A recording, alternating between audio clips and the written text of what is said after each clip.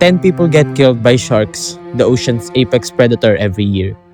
Freshwater snails, however, kill 20,000 times more, being the cause of death for 200,000 people per year, while the venomous snakes kill around 80 to 130,000. But these animals are not even close to the most deadly. Humans themselves, which takes 475,000 of their own as homicides, is not the answer. The creature that has killed the most human beings is the mosquito, roughly 700,000 to 1 million people annually. Mosquito Wars is a webtoon made by JH, a very talented author who also wrote The Boxer and The Horizon, which you might be familiar with. JH is infamous for his grim but at the same time hopeful style of storytelling, and every single one of his titles is totally worth checking out, including this very underrated gem. I actually have vivid memories of reading this manhwa years ago, and as I was starting to read The Boxer again for a future video, which you should totally tune in for by hitting that subscribe button, I thought about giving this manhwa another read. After all, it was only 49 chapters long. Which is what you should also do before watching because there's totally gonna be major spoilers in this video. It's far from being JH's best title. It's actually on the weaker side if I'm being honest. But I do love the concept of it and I still think there's some meat to dig into in this series. Some interesting themes that I want to dissect. In terms of the viewing experience though, I guarantee it's gonna be a unique read that won't take too much of your time.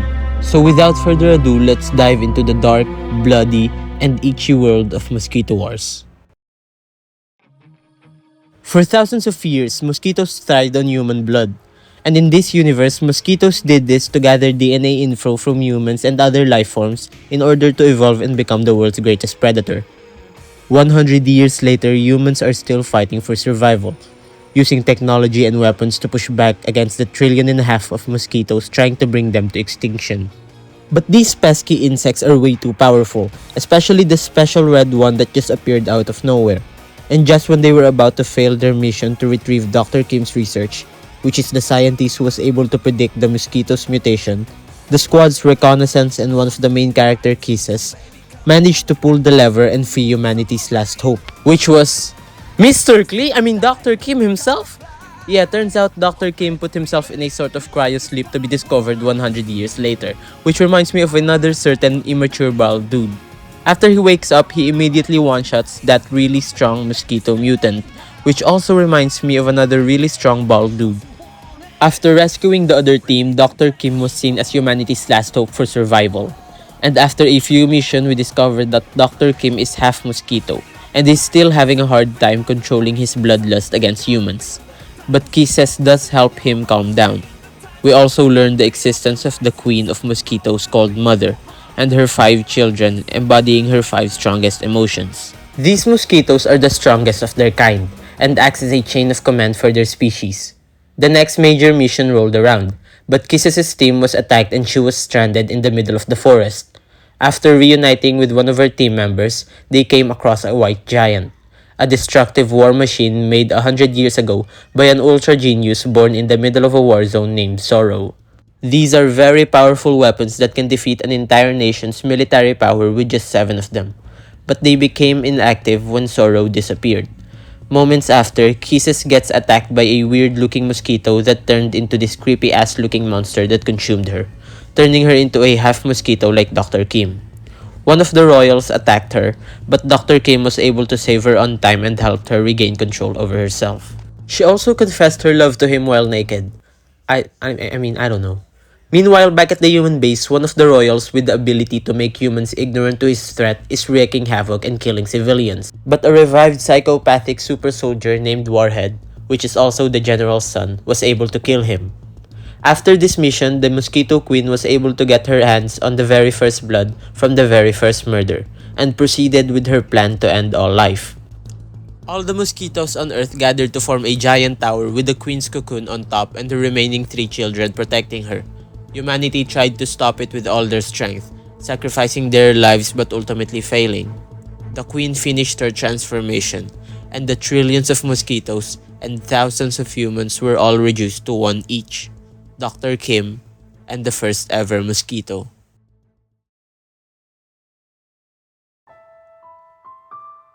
This first mosquito was the result of Dr. Kim's research 100 years ago, along with his assistant Josu Lee.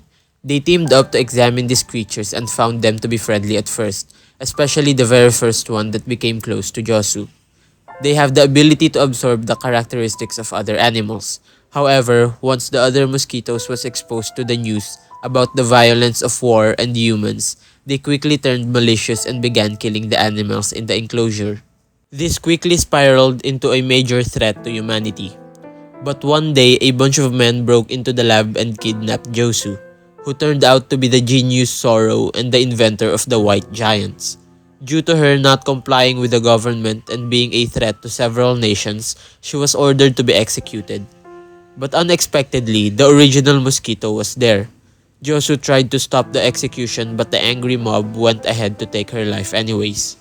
The mosquito, witnessing the death of her mother, snapped and killed every human being in a 2-kilometer radius. The moment Dr. Kim heard the news, he was hit with a great wave of guilt, sadness, and rage. But he had to come up with something to prevent the end of humanity, to fulfill Josu's wish. And so he experimented on Josu's finding and turned himself into a mosquito, battling for his sanity and putting himself in a chamber to be discovered years later. Going back to the present, Kiss has awakened inside the Queen's soul. This is where she meets Josu. Josu explained that while their physical body is dead, their soul is absorbed inside the Queen's inner self. In the end, the Queen successfully ended all life on Earth. But she gave the humans one last chance, a test. If Dr. Kim caves into his rage and kills her, everything would be over. And he did. So all life on Earth was reduced to one single man. Inside the Queen's inner world, all human souls get sucked into the void. But Josu sees her queen one last time. She comforts her as her own child. The two merge together, creating life once again. Kisses managed to come back, and the three of them remain, starting anew and facing the future of reality.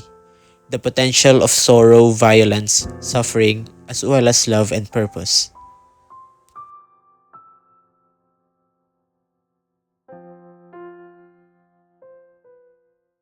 Okay, obviously there's a lot to unpack here. The message of this manhwa is pretty clearly anti-war, but I'll get the criticisms out the way first because there's definitely a few of them. One of which is that the story can be a bit too preachy at times. I get that the central theme of this story is war, and all the other stuff like survival, the repercussions of war, love, peace, and chance to start over again revolves around this very concept. But there's a lot of unexplained stuff in the story, like when Kisses turned into a mosquito. What exactly is going on here? I mean, it's obviously inspired by Evangelion. We even see a figure of Asuka a few panels later. It just feels like this scene was added because JH wanted to have an Evangelion-like moment in the story. I mean, she's fighting these mosquito giants, a form we've never seen them take before and never saw again by the way, while saying kill all humans. That doesn't make sense. I feel like you can remove the giant fighting scene and the whole message still would have made sense. Also, the ending reminds me of the third impact if you're familiar with that. I mean, don't get me wrong, I like the fast-paced, almost PSA vibe of this manhwa. It's bite-sized and straightforward. But the topic it chooses to surround itself to is very much complex and nuanced, especially when told with a supernatural element.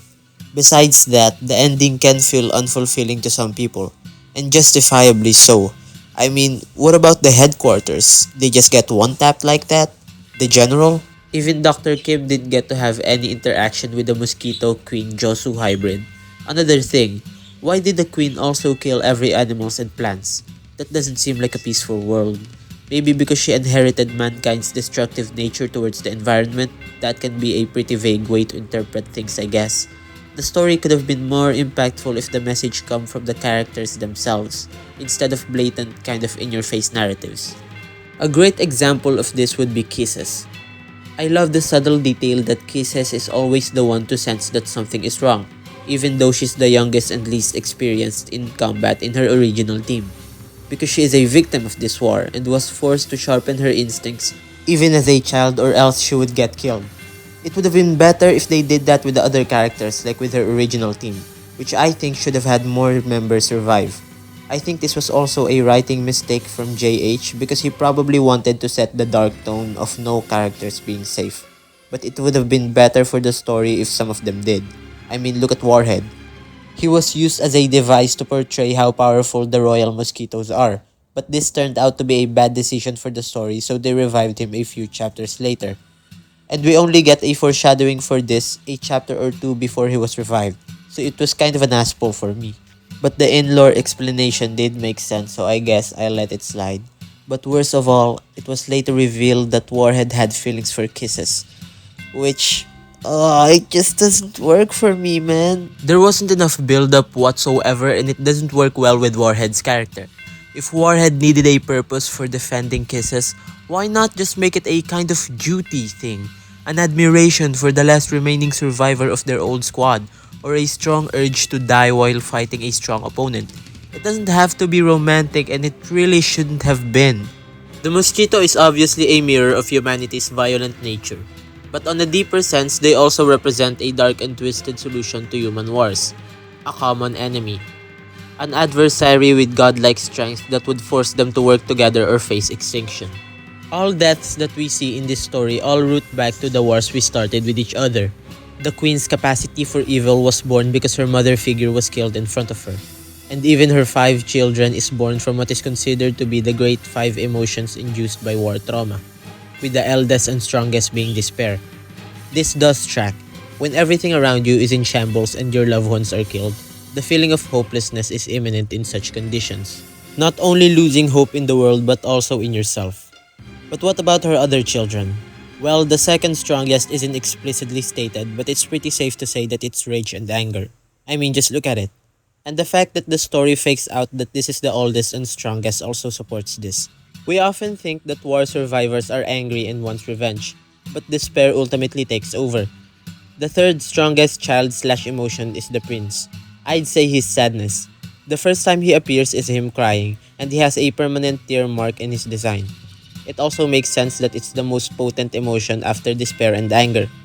The fourth is kind of tricky, but I think it's guilt. He's nowhere near as strong as the top 3, meaning the queen might not feel as much guilt. But she still does, from the time that she couldn't save her mother, and in the present time where she knows that her mother wouldn't approve of what she's doing. But it's the only way she thinks it can be done. Its ability to multiply, I'm still not sure what the connection is there, but guilt can also stack up and the queen might feel tiny amounts of guilt from all the innocent people that she's killed. The weakest is fear, which was pretty much explained in the story. It's not as strong because the queen doesn't need to fear many things thanks to her strength, but it plays with the mind and causes physical limitation just like how fear does IRL. These metaphors for emotion is one of the best elements of the story, not gonna lie. But Josu Lee's character shouldn't be overlooked either. She haunts the narrative, and is portrayed as a kind of benevolent force. I mean, just look at her visual. Religious references are spread all across JH's manhwas, so this isn't really a surprise. And her presence is felt throughout the story. In this bleak state of the world, her ideology constantly makes us feel like there's an upside to look up to. This is her effect even in the lore. It hits way harder when you consider her backstory. She was born in a war zone. Since birth, she's known nothing but death and devastation, causing her to use her intellect to create something in the same avenue. Something that would rise above all instrument of devastation and gain some sort of control over the war, solving destruction with even more destruction. I even noticed that Josu's white giants has the same ability as despair. It's kind of her daughter mirroring her mother type shit. But when sorrow lets go over anger, her intellect was put to good use. From creating weapons of mass destruction to studying life, biology, taking time to slowly study the behavior, characteristics, and the value of creatures. Of course, her story ended tragically, but her kindness reached even beyond the grave. And she even managed to make even the most damaged creature to feel loved after all that she did. It's true to her character. Even though the series is very lacking when it comes to the characters, there's still some beauty in them. Kisses is similar to Josu in some way. She had a traumatic past, but the warmth of a family helped her soul beat the influence of being a mosquito. Which urges me to believe that the other children might be originally humans before they went through some sort of mosquitofication process. I don't know. But that's just a theory. Oh man, what theory? Besides Kisses, Dr. Kim as a protagonist was kind of lackluster. He is likable to an extent, sure, and I do like his relationship with Kisses and Josu, but I didn't feel satisfied with his conclusion. I mean, he killed the queen, and after that, it kinda just ended. Again, he didn't even have any interaction with the Josu Mosquito Queen hybrid.